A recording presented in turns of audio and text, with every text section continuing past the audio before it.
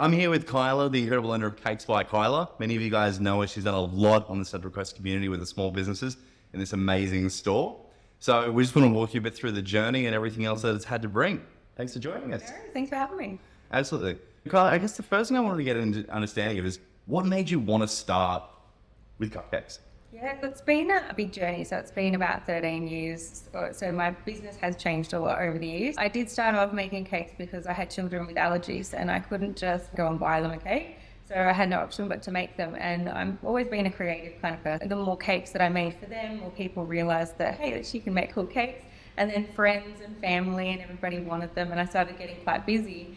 And my husband started a Facebook page for me without telling me about it. And it just grew from there. It went a little bit crazy. And here we are making like kind of cupcakes a week. So how did that journey first start? So what, you were just in the kitchen making cupcakes for your kids, and then was he just taking photos of them and posting them online? Yeah, I was at home, little kids, running around everywhere, and we'd make some cool cakes. I'd take some photos at parties and stuff, and I'd show the mums at school, and the school mums would be like, hey, I like this cake, you reckon you can make this one for me? I'm like, yeah, sure, I can totally do that. So I started making cakes for the school mums, and then it just grew, and I got better, and I was like, the more proud I got of my learning how to do things, I'd start taking some more photos, and then he'd sneak them and put them online, and yeah, it started to get a little following of family and friends, and then it got, I remember when we first got to 100 people, and I was like, oh my God, I can't believe we've got 100 people that are following it. Yeah, and now we're at like nearly 80,000, so yeah. It's absolutely crazy.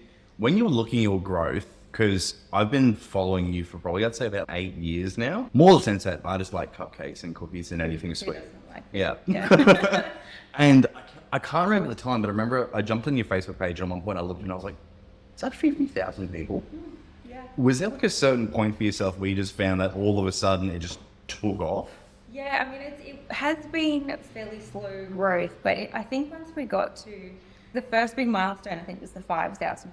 Wow, 5,000, that's huge. And then from there, it's like it goes 5, 10, 15, and then it builds on itself. So the more people you have, the faster it builds, I think. But it's crazy. I still can't believe there's that many people that follow. Good love me. Have you noticed it made a massive shift in the business? Because the majority, I'm thinking of like cupcakes and stuff, a lot of it be word of mouth. People have seen the things that you've done and then they recommend you to friends and family at the start. Yeah. How's that been now that you've had this sort of massive following take off? Facebook, especially for us, has been huge, and especially back in the day, probably not so much now. The reach is quite limited on Facebook these days, so unless you're prepared to sponsor posts, which we don't do, we've always refused to pay for advertising. We like, our opinion is that if we're not good enough to spread through word of mouth, we're not good enough to be here. So we don't do sponsored advertising or anything like that. But back when Facebook didn't restrict businesses, it was massive. Where our reach every day, every product we put up, every cake that was going overseas, it would go viral. Like one of them went viral in like Denmark or something, because you can track where it is. And it's just crazy, like when you look at the reach and how far it goes. And yeah, Facebook was a massive thing for us. Yeah. But probably not heaps now. Yeah. So we're still getting a good reach. Competitions and stuff go really well, but it's not what it used to be. Now it is still a lot of word of mouth, it's always people talking. You like, somebody needs a cake, they're like, oh, hey, that cake chick in Gosford. So yeah. I think I'm actually going to change the name of my business to That Cake Chick, because just do it. Everywhere I go, you're that chick. Yeah. That'll work really well, actually. Yeah. So what were you doing before cupcakes? I've done heaps of things. So at the time I started my business, I was a stay-at-home mum. I had 3 little kids. So just managing the house and them and the craziness of little life at home. Before that, I worked in jewellery. I worked for Cartier in Sydney. Oh, yeah. I worked as a credit control analyst for ABN AMRO, big Dutch investment banking in the city. I studied at uni for a while. I started doing biomedical science. So I've done a whole heap of very strange, different, but nothing stuck. I worked in call centres and I was a cleaner. I've done, all sorts of things. So cakes is the big one there. So what was it for yourself then that finally made you take that leap of faith into doing a small business? That was really scary. It got to a point where cakes were taking over my house. So I had redesigned what is now the laundry of my home, and it had all of the storage for all of my cakes. It had the racks for putting the cakes in boxes and the ones that were halfway through being made, and My stove top, I had a board on top of it so I could use that for extra storage. I've got a very small house and a very small kitchen, and there was just no room. There was cakes on the dining table, there was cakes on the sideboard, like everywhere you went there was cakes, and I spent my whole life going, don't touch that, don't touch that. Small children everywhere. And I only had one little home oven. It was like not a commercial oven, it was just your regular everyday oven. And I spent all day, every day, just pumping out cakes so that I could make these big creations. It really got to a stage where we had to do something else. It wasn't working for us. And it was either go big or go home. There's not much of an option. You either get a commercial kitchen and get a space. And that's a real scary step because it's a big outlay and that's time away from the kids. And that's like having a full-time job. And I had little kids starting kindy and all this kind of thing. So my baby, he just turned 13 the other day, but he was starting kindy that year. So it was a pretty big year. And I was like, I can't do this on my own. So the other decision was my husband had a really good job. He was like a marketing manager and a customer service manager for a big dental medical warehouse in Asquith. And it was either he gives up his job and works with me, or we can't do this. Like, it had to be more than just me. We just took that step and got a commercial kitchen, and he threw in his job, and the kids were off at school, and I had a lot of help from my mother-in-law and my mum, and looking after the kids and trying to get the kids to sport and school, because we'd have to leave crazy early in the morning. And it was big. Lots of help from neighbours. I have the best neighbours in the world. So it was a thing. It was scary, but it worked, so it paid off. Amazing. Yeah. Through the scariness of it all, what do you think, if you could narrow it down to the single most scary thing at the time, what would it have been? There was a lot of scary things, but probably one of the biggest things for me was there was two things, I think. So leaving the kids at home and not being a full-time mum anymore. So that was huge. So that was relying on other people to help raise my kids, and my then 11, 12-year-old had to help raise my youngest son kind of thing. He'd come home from school and get the kids like afternoon tea and make sure they were all okay. And it was a lot of responsibility on him. He was only so little. That was one scary thing. But I think the other scary thing was suddenly I became a boss.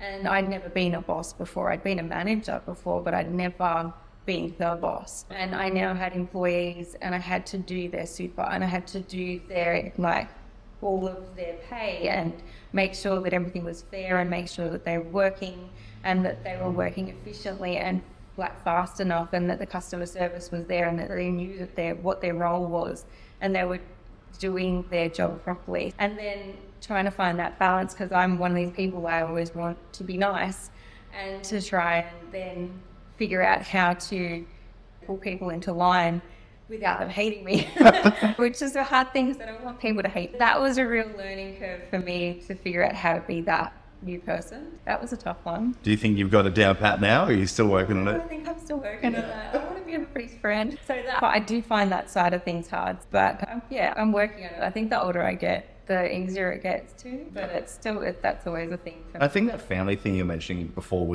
is one of the things that a lot of people have to deal with themselves when they are making that leap. So with me and my fiance, we've just had a 4-month-old son. She's already got a 6-year-old daughter. And it's even just the idea, obviously with us launching, having to go back to work to help support things as that transition's happening. Yeah.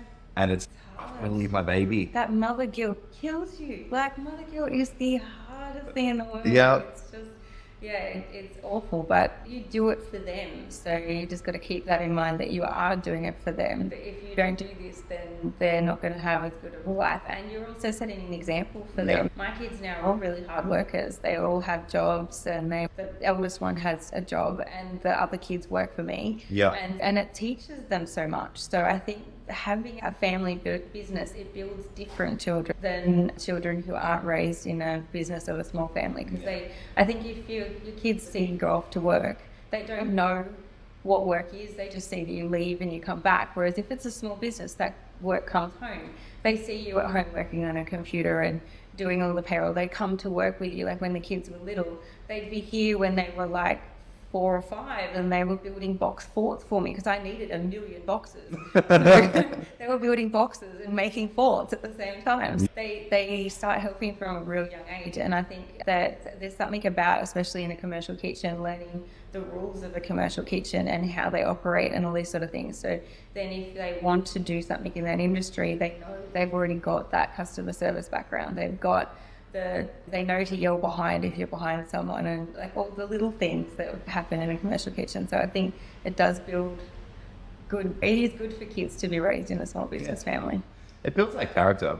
And I think another big element of it is really when you're starting your own small business, you're essentially adding another member of your family. Yeah. And you've got to pay them just as much attention as you would a baby. Yeah. Sometimes probably a little bit more. Oh, yeah, it's a thing. What were some of those hurdles that you would have found? Because obviously you would have had getting the lease, getting all the equipment, setting it up in the way that you wanted to, finding your first hire outside of your family. Yeah. What were some of the hurdles that you found that you weren't really expecting?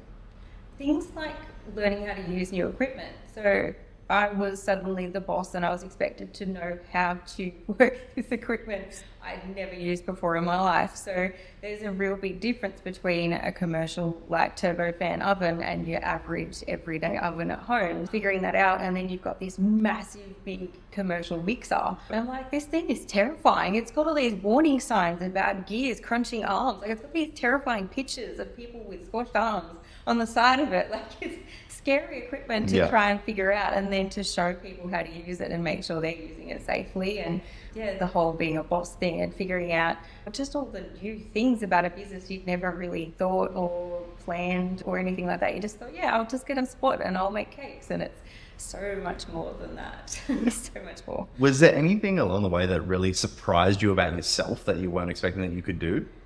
Yeah, I think that when I started this business, I was quite a soft person. I was fairly, I don't think delicate, but I was, just like a gentle kind of person. And I think the social media side of things and how you're attacked on social media and the stuff that people feel that they can put online, and I think that it's grown me into someone with pretty thick skin. It has definitely changed me. I'm a pretty tough person now. Like, the stuff that people say online doesn't really affect me. We've had legit hate mail sent to the shop, and I was just laughing my head off. It was the funniest thing that's ever happened. I thought it was the best. I'm like, you've made it when you get legit proper hate mail with a stamp on it. Like, I was stoked. So it's definitely changed me in that way. But I don't know, it's taught me that you don't need sleep. So who needs sleep? It's taught me. What do you think that sort of next step in your journey is going to look like? I think at some stage I'm going to need to learn to trust more people with my product. I hold my product very close because I care a lot about my product. So I think that at some stage I'm going to need to expand a little bit more, and I'm going to need to get in extra bakers and extra staff to make it run at the next level, the next stage, because there's only so long we can do it with how we are now. As we get a little bit older, I think the next 5 years or so, we'll probably get to a stage where we can't keep up with it anymore. So I think in the next sort of 5 years, the goal is to get a bit bigger, get a bigger space, get bakers on board and learn to trust those people with my product. Because I think that's a really tricky thing. I think that's why our product is so special, is because we care about it so much. And it's a hard thing finding other people who care as much about your product as you do yourself. So I think that's going to be the next challenge. Just the way that you've set up the store is a prime example of that. I don't know if everybody knows, but if you jump on Google, it's your number. Yeah. I cannot be bothered having 2 phones. It's my legit action phone number. Yeah. And the WhatsApp kills me all night. Like, I have had to figure out the settings of WhatsApp because our phone number is now overseas. And some of the stuff that comes through is not that great. So it's interesting, but it's actually my mobile number on there.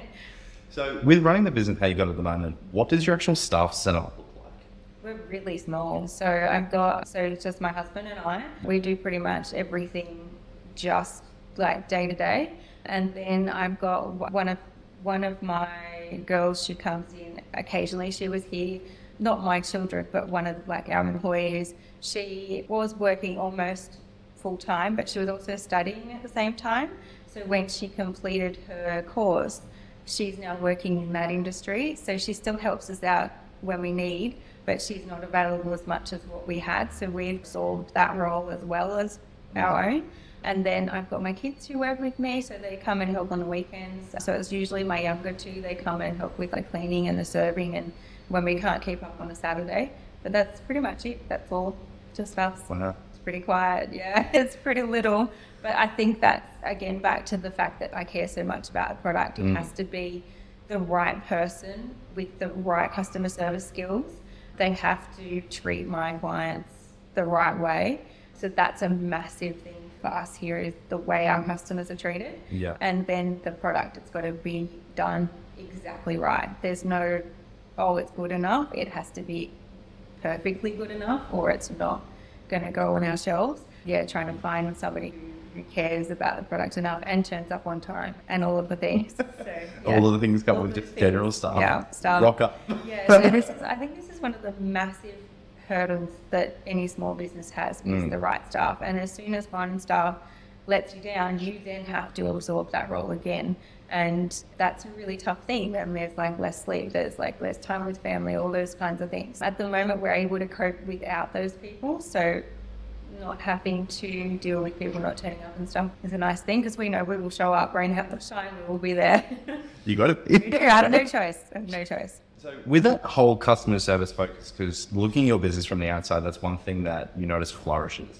There's every single review that you guys get on Facebook or Google. You're going to get the odd one, which is going to be unhappy with anything. Yep. The competitor that's silently hiding behind the anonymous account. Yeah, it's generally somebody who's never tasted cupcake. Yeah. They hate it and they don't know why. Yeah, exactly. What do you think was that thing that's really separated your customer service from anything? And why have you made that such a big focus? I've been raised in a customer service background, so my very first job was very customer service focused, and then I've worked for some pretty big companies where customer service is paramount. It's especially somewhere past year, like I was front of house with some very important clients, and my role in the company was to deal with not so happy customers. So then that sort of taught me how to manage sort of bad situations and that kind of thing. But it's brought me up in a very customer service orientated way. And I think that it's made me realize that without your customers, you are nothing. So if your customers aren't happy, then you don't exist, you don't survive. And so we want all of our customers to be happy, and we want everybody to have the best possible experience when they come here. So we always want our product to be the best. We want our service to be the best. We want everybody who comes in to feel special. And I think that's lacking in a lot of places. So many places you go and you just get treated like a number. You're just next, you don't feel valued. Yeah. And money these days is tough. It's hard to earn, it's hard to keep. Everything's so expensive. So when somebody chooses to spend their money with us, we want them to feel like they're appreciated, that we value them coming here and spending their money in our little shop. And yeah, we want them to get a great experience out of it. Yeah. It's being one of those faces of a small business and having such exceptional customer service, if you could take one to two key elements, impart that on another business that's working really well for yourself, what do you think that'd be?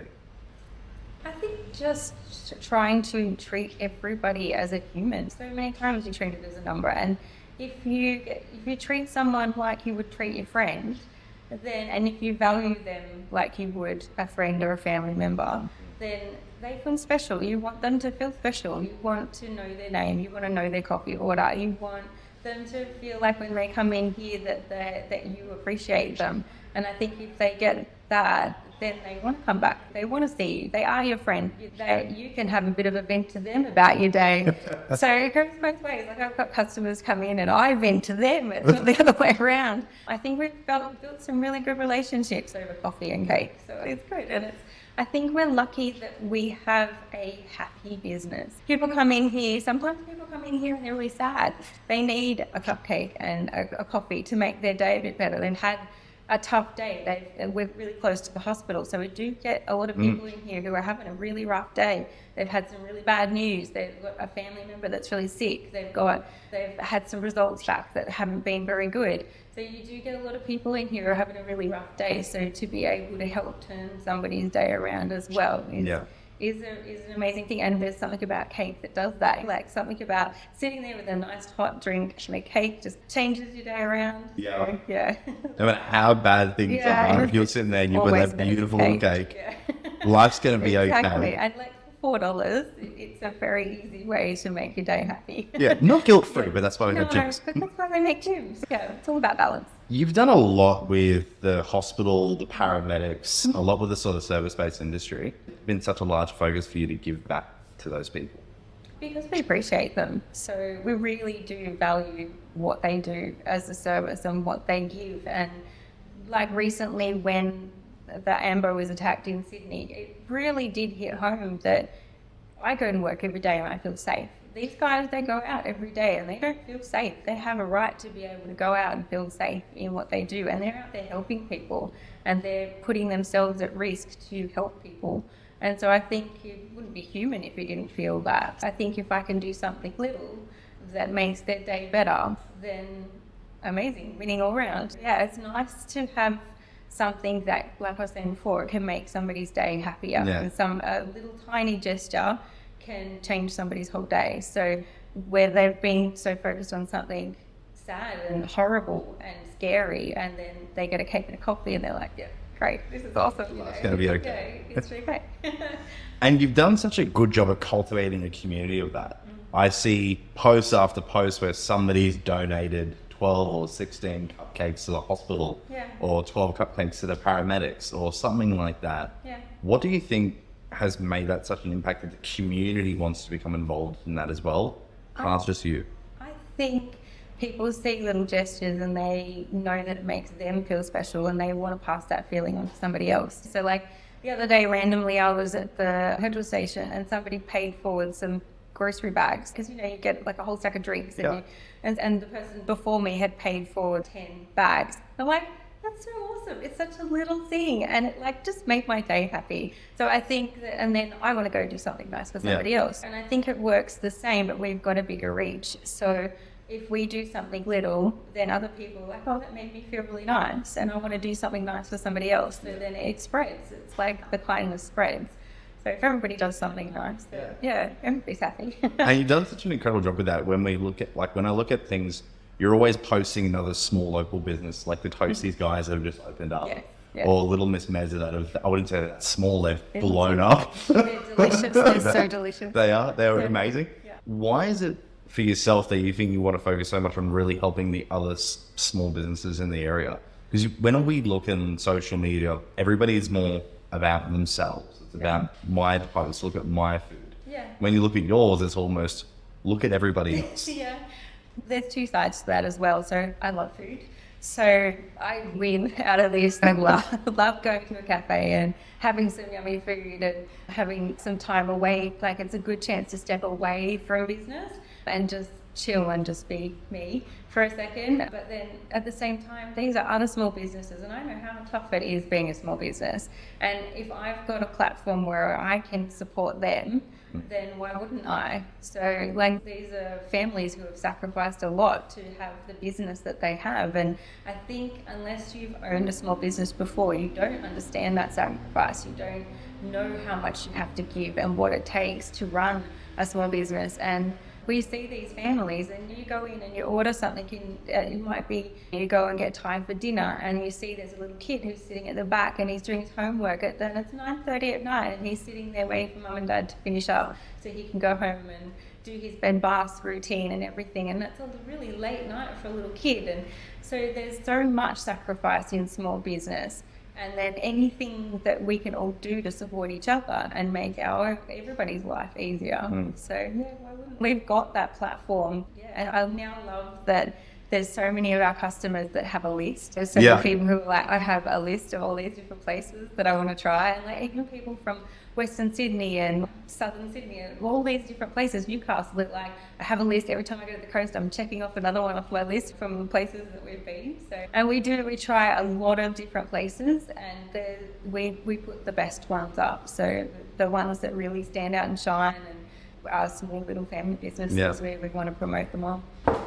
You mentioned just briefly before about the vulnerabilities and difficulties that obviously it is running a small business, having a small business. Some of those challenges like kids being there till 9:30, and I can't tell you how many times I used to work in the Indian restaurants. Where Video Easy in Indian next door, supplement store upstairs, and I worked in all three at the same time. I owned that building. Yeah, that's amazing. That's so great. But I would see it time and time again. There'd be the chef's kids there, and I'd be serving. It'd be like 10:30 at night, and the kids would still be there. Yeah, and it's totally normal for them because that's how it is every night. Yeah, they're helping me with the dishes as we were wrapping it all up. Yeah.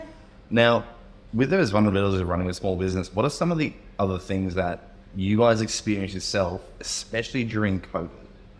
Was there any times that you thought, that's it? Probably not. I'm pretty determined and I'm pretty competitive and I don't like giving in. So when things get tough, I just push harder. But during COVID, we did have to adapt. I think that was a real thing with the businesses that succeeded through COVID, was the ones that could adapt and who chose to adapt were the ones who survived. The ones who couldn't or refused to change were the ones who didn't really make it. For us, the big difference was we lost pretty much all of our big party orders, all of our corporate stuff, because offices weren't a thing anymore. Everybody was working from home, so there wasn't big corporate functions. So they're one of the big items for us. You get orders of hundreds of cupcakes at a time. And then the big cakes, they're like a big item for us. So what we did was we just adapted. So we changed our business hours. We were only open 10 till 2, so that we're trying to minimise our effect, and also so that we could produce a lot early and get it out quickly and then close up so we could go home to our family. And then we started just doing the mini cakes and focusing on cupcakes and pushing this side of the business instead. So yeah, it was just about modifying what services we offered. And if anything, for us, it was actually a benefit. We boomed during COVID, changing up those business hours. We were trying to restrict our impact on spreading COVID. We didn't want to have a big effect on like people transmitting it to other people. But what ended up happening was we had a lineup down the street because everybody wanted to get in during that time, and it was, again, being a happy product, it was something that everybody was a bit depressed and stressed and everything was hard, and having a little cupcake cheered them up. We really did boom during COVID. It was a crazy thing. And going on from COVID, the changes we made actually benefited us as well. So we now have more of a focus on our cafe items, our cookies and our cupcakes, and having cookies back in, and just all these little products that are a quick pick up, take home kind of thing. And doing the smaller cakes, it's made my life easier. I'm not here until midnight every night trying to finish off these great big cake orders. I'm doing these little cakes that I can do in a much more manageable time frame. Yeah. They're still amazing. They still they're all customizable. People can make them what they want, but it's a smaller portion, and then we make matching cupcakes to go with it rather than it being one great big cake, which I think is good too, because you have this great big cake and then it's such a daunting thing to try and cut it up and serve it and everything. You got a little cake, you're like, I'll take that home. We're serving the cupcakes. Win-win. Yeah, personal cake. Yeah, exactly. It used to be one of my favorite things to do. I was a bit of a bigger kid growing up. I would go to the movies and buy one of those Woolworths mud cakes and have a fork. Yes.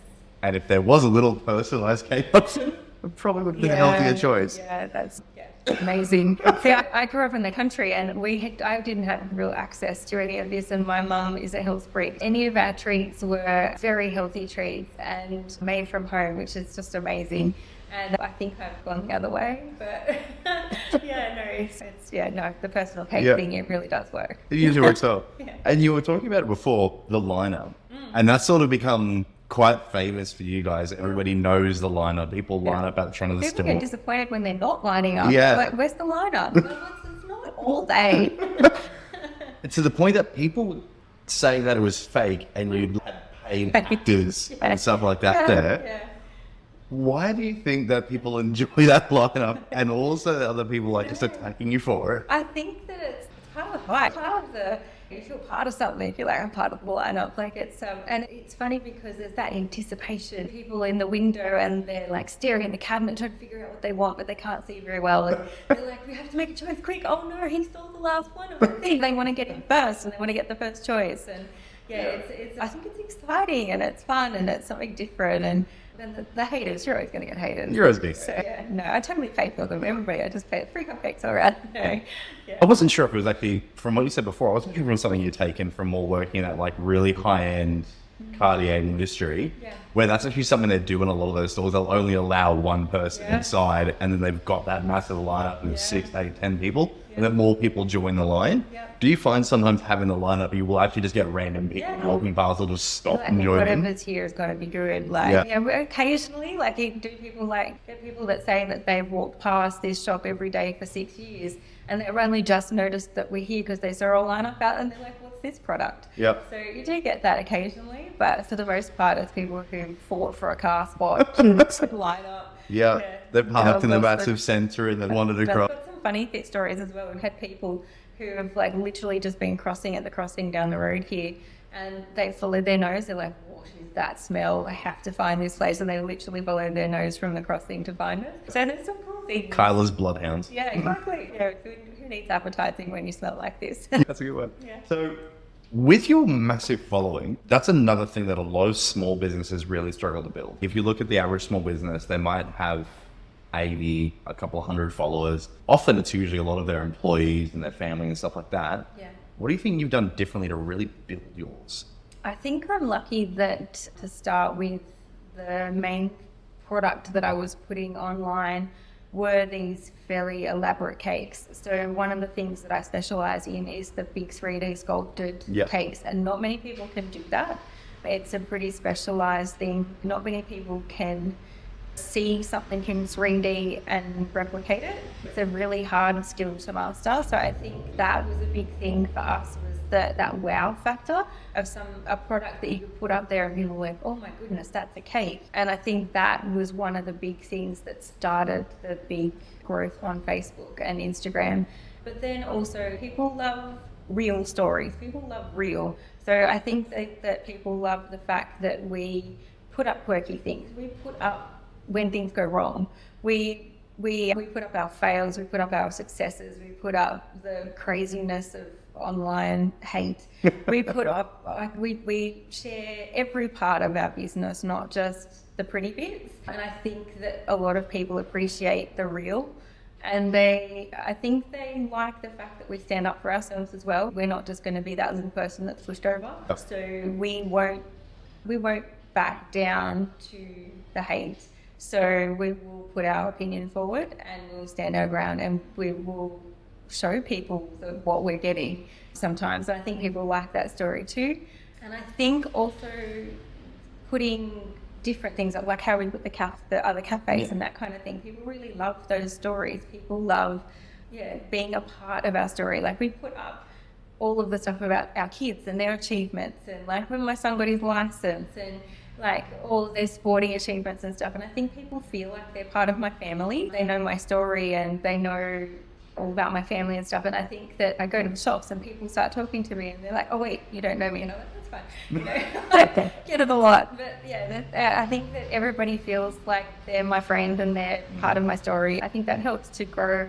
I think the more people are real online and not just show the pretty stuff, the more people engage with them, and engagement is the most important thing on any social media platform. If you get people engaging with your content, then that's going to grow your business.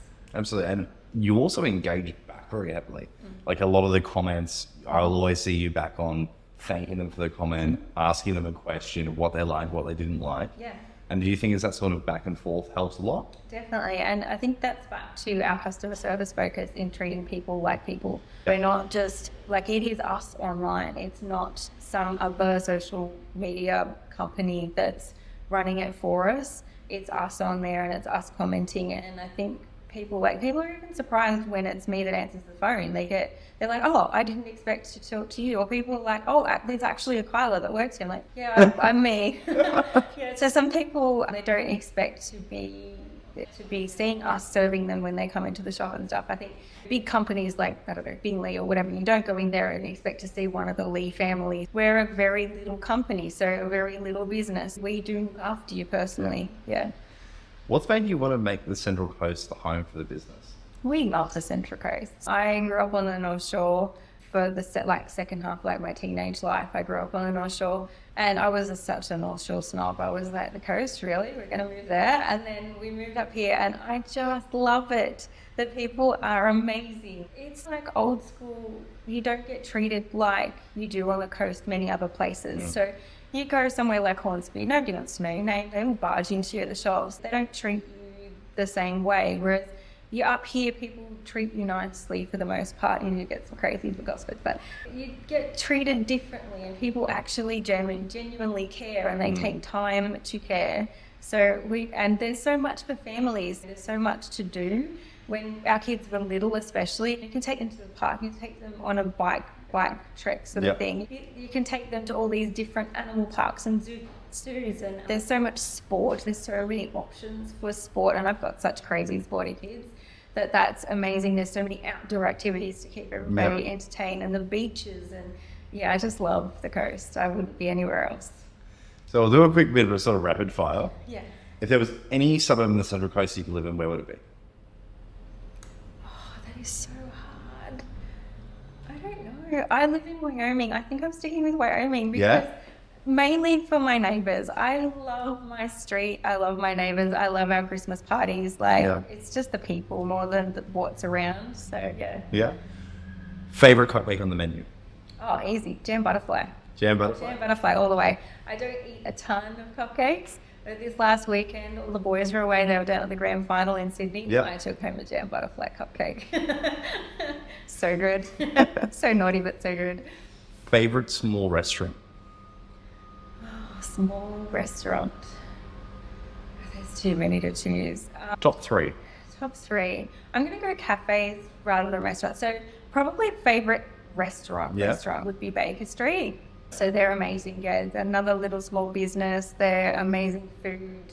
Always great service, just great people. There's so many good cafes. I love the Bee's Knees. I love Three Trees.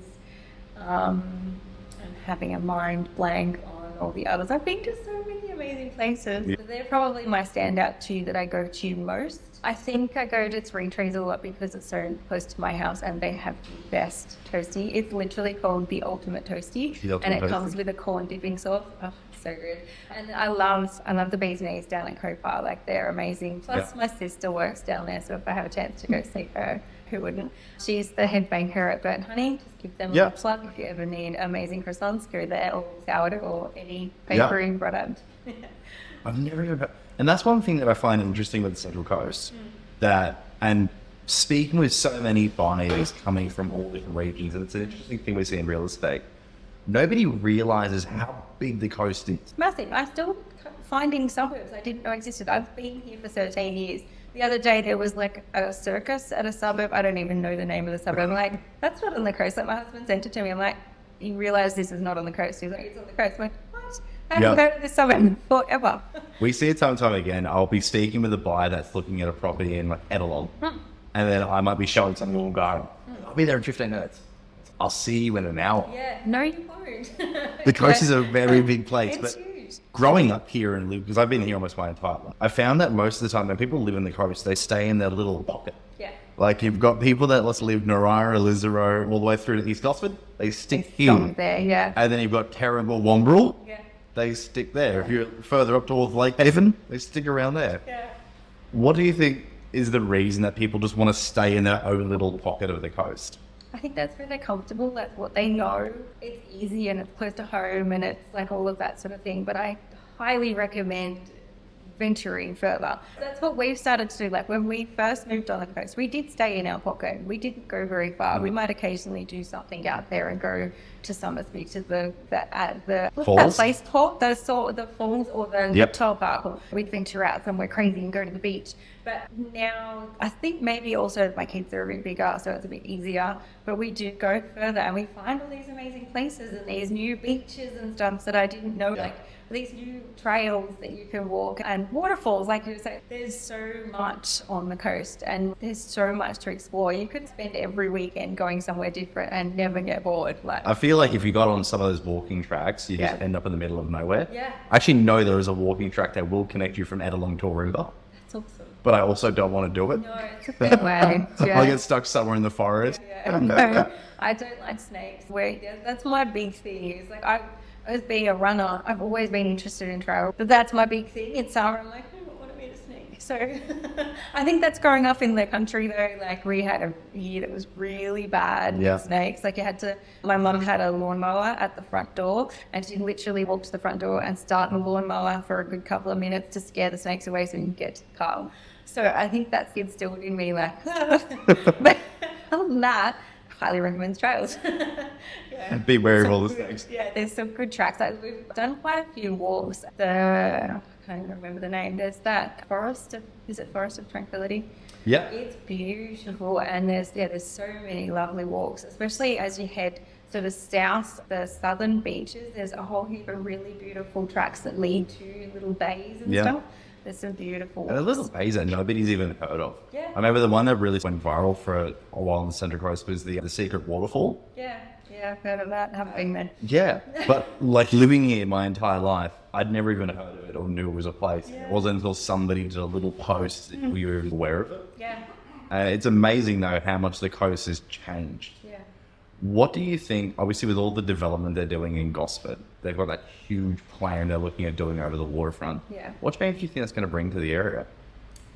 I can see a couple of different sides to it. So growing up on the North Shore in Hornsby, I saw this kind of happen down there. So it started in Chatswood and it moved further north and then it happened in Hornsby. And what was the old North Gate, which was pretty crummy, got redone and now it's that amazing Westfield, and what was little houses all around is now big high rises. So I've seen firsthand what it feels like to have that happen, and I think there's good and bad to it. So I think it's amazing for small business. I think that the growth that it's going to bring to the Central Coast and especially Gosford, like we love Gosford.